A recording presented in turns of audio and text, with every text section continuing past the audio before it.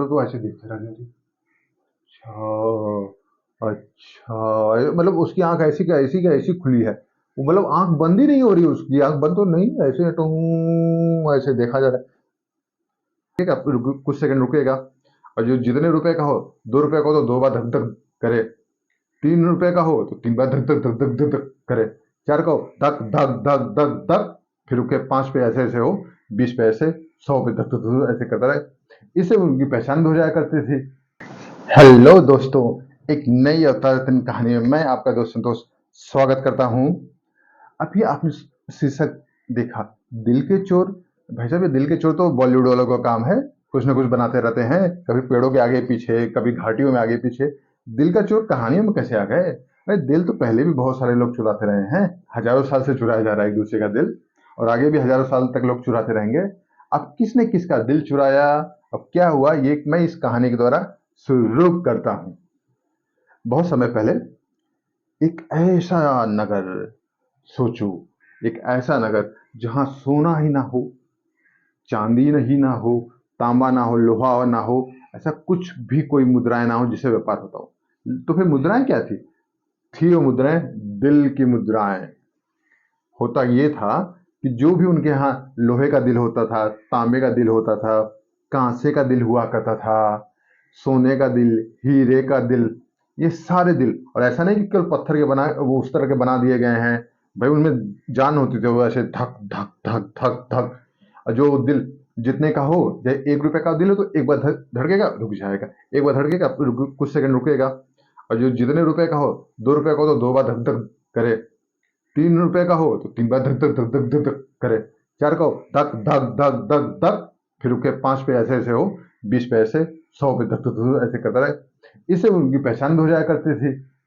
जो आम लोग थे वो लोहे के, तांबे के, पत्थर के, लकड़ी के ये दिल इस्तेमाल किया करते थे। और जो अच्छे अमीर लोग हुआ करते थे, सोने के, हीरे के, इन सब का इस्तेमाल किया करते थे। और दिल का और उस दिल वाले नगर का नाम था दिलरुबा नगर।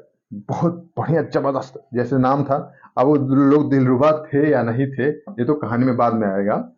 तो उस नगर का नाम था दिलरुबा नगर। और वहां तो ऐसी स्थिति तो हर जगह, हर कोने में धक धक, हर कोने में धक धक, हर कोने में धक धक, कुछ भी लेने जाओ, सबकी अज भाई जिसके जेब में जितना पैसा हो पता तो लग जाए, जेब से धक धक धक धक करने लगे। और हाँ, ऐसा नहीं कि वहां नोट नोट नहीं चलते थे, नोट में कहां से दिल आएगा, नोट नहीं, केवल सिक्के चला करते थे, किसी भी प्रकार की केवल और केवल सिक्के चला करते थे। सारा व्यापार ऐसे ही चला हो रहा था, सब कुछ बहुत शांति से। और भाई हमारे लिए तो अलग लग रहा है, लेकिन उन लोगों के लिए बड़ी कॉमन सी बात हुआ करती थी। उसी में क्या था, एक मूर्ति नाम, पाल नाम का एक युवा हुआ करता था। उसका काम मूर्ति जैसा नाम था वैसे काम मूर्ति वगैरह बनाया करता था। अब लेकिन क्या था, तो मूर्ति बनाते समय उसको दिलों की जरूरत पड़ती थी, जिंदा दिल। जैसे किसी का भी बनाया, बत्तख का बनाया, किसी का बनाया, तो उसको जिंदा दिल की जरूरत पड़ती थी। दिल वो कोई जाए व्यापार ले, अच्छा दिल खरीद कर, कोई भी, जैसे बत्तख का दिल खरीदना है तो जाए अपने जेब से दिल की मुद्राएं दे, बत्तख का दिल लाके उसमें लगा दे, बत्तख वैसे का वैसे, असलियत की बत्तख, लकड़ी की बत्तख, सोचो असली बत्तख की जैसे बात करने लगे। पत्थर की मूर्तियां एकदम आदमियों की तरह बात करने लगे, मूव नहीं कर सकती थी, एक जगह से दूसरी जगह नहीं जा सकती, लेकिन बोलती थी। मार्केट में बेचता था, उसके अच्छे खासे पैसे मिलते थे। अब उसकी लाइफ ऐसे ही चल रही थी। एक बार हुआ क्या, जो उस वहां की जो राजकुमारी थी, उसका नाम धक धक गर्ल था। हालांकि ये बॉलीवुड का एक टर्म है, धक धक गर्ल करके। उसका नाम धक धक गर्ल हुआ करता था। वो जो वहाँ का जो स्वर्ण मंदिर था, जिसके अंदर देवी लक्ष्मी और भगवान विष्णु की मूर्तियां थी, उनके दर्शन करने आई, रथ से होकर आई। अब मूर्तिपाल युवक ही था, 20 से 25 के बीच में। अब राजकुमारी ऐसे ही रथ में थी, ऐसे ऐसे लोगों को ऐसे ऐसे कर रही थी। जब उसने ऐसे देखा राजकुमारी की तरफ, तो ऐसे देखते रह गई थी। अच्छा, अच्छा, मतलब उसकी आंख ऐसी खुली है। वो मतलब आंख बंद ही नहीं हो रही, उसकी आंख बंद तो नहीं, ऐसे ऐसे देखा जा रहा है।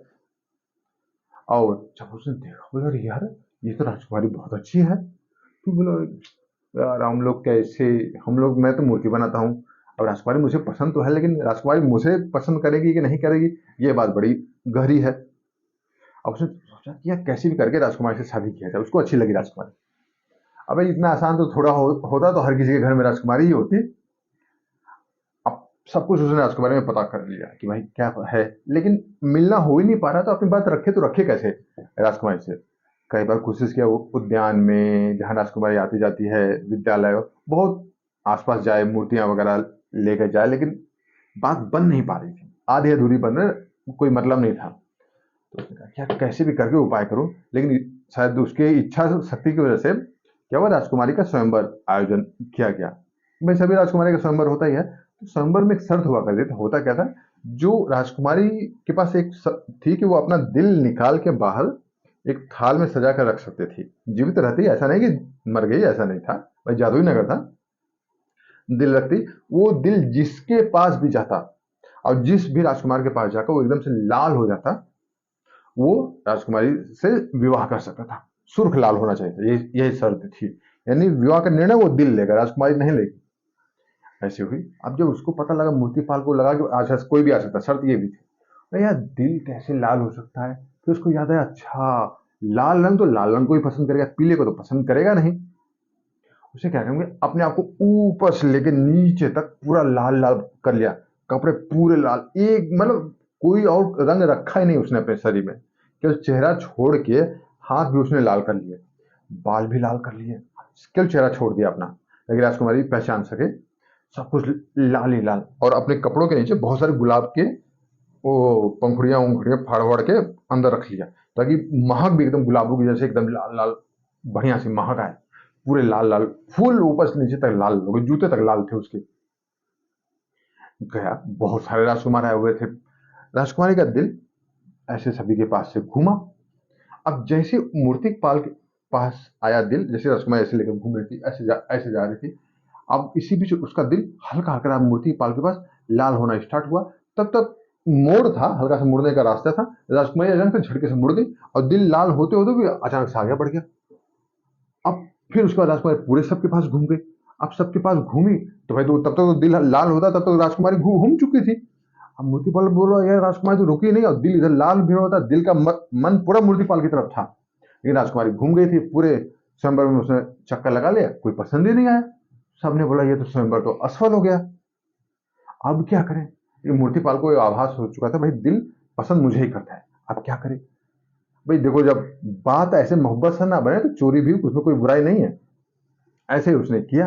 अब धीरे धीरे उसका जो पहले लोग लंबा चोगा भी तो पहना करते थे, उसने ये अपना चोगा हल्का सा उठाकर, जहाँ राजकुमारी ने थाली रखी थी, दिल रखा था वहां पे, ऐसे लगकर ढक के दिल चुरा लिया और बदले में नकली सा एक दिल रख दिया, काम चलाने भर को लेकर मूर्तिपाल वहां से निकल गया। अब राजकुमारी ने दिल वापस अपने सीने में लगा लिया, लगा तो ले, लेकिन नकली चीज तो नकली।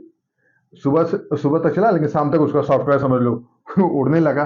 और राजकुमारी बेहोश, उठे धड़ाम से, फिर बेहोश उठे, फिर बेहोश। अब सब बोले भाई क्या हो गया। वैद्य ने चेक किया, बोला, अरे इसका दिल तो काम ही नहीं कर रहा है। अब भाई अब वो ये नहीं पता लग पा रहा ओरिजिनल है कि नकली है। अब सबने सोचा इसको कैसे ठीक किया जाए। बहुत सारे लोग आए, दूर दूर से आए, सबने एक से एक उपाय किया, लेकिन कहाँ भाई, दिल के बदले वही दिल चाहिए था, और दिल तो था मूर्तिपाल के पास।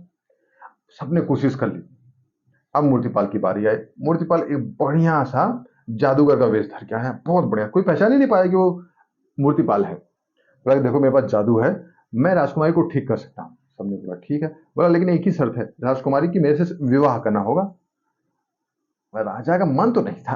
राजा बोला यार ये बताओ, एक जादूगर जिससे विवाह, लेकिन फिर बोला यार वो तो मृत हो ही चुकी है, उससे अच्छा तो कम से कम विवाह करे, जिंदा तो रहेगी। बोला ठीक है चलो ठीक है, बोला तुम ठीक कर दोगे तो विवाह हो जाएगा। वो बोला ठीक है। अब कच्छ में गया, कच्छ में बोला लेकिन मेरे अलावा कोई नहीं आएगा कच्छ में, मुझे अपनी जादुई विद्या करनी है।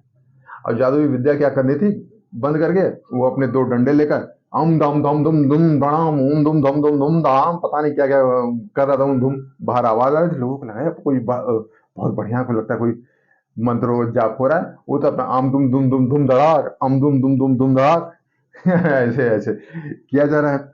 और फिर जब देखा कोई नहीं है, सब किसी की आवाज नहीं आ रही, सबका ध्यान हट चुका है, उसने दिल धीरे से निकाल कर राजकुमारी का दिल राजकुमारी के सीने पर रखा, तो असली दिल अंदर चला गया, नकली दिल बाहर आ गया, और नकली दिल को उसने सीधे से अपने चोंगे में वापस छुपा लिया।